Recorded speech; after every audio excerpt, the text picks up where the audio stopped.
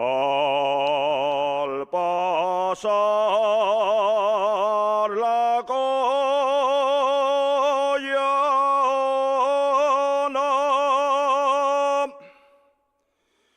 y al pasar la Coyana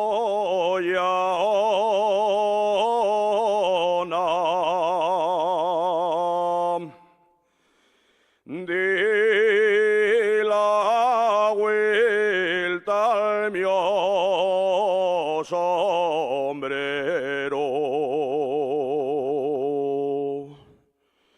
di la vuelta al mio sombrero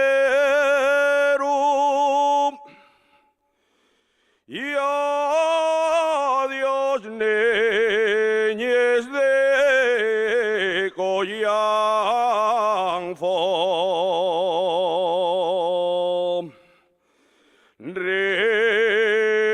retrato del mismo fielo y adiós niñez de Coyanfo,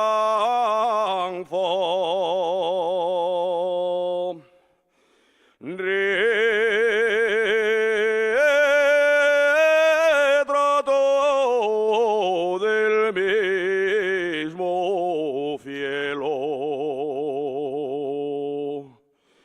Carretera va y en Santo Domingo entré y por Pedro Crespo Calvo carpintero pregunté. Y me dice una señora que Pedro pregunta a usted, pel de arriba, pel de abajo, o per el del arrabal, que hay tres Pedros Crespos Calvos carpinteros en el lugar. Que hay tres Pedros Crespos Calvos que no quieren trabajar.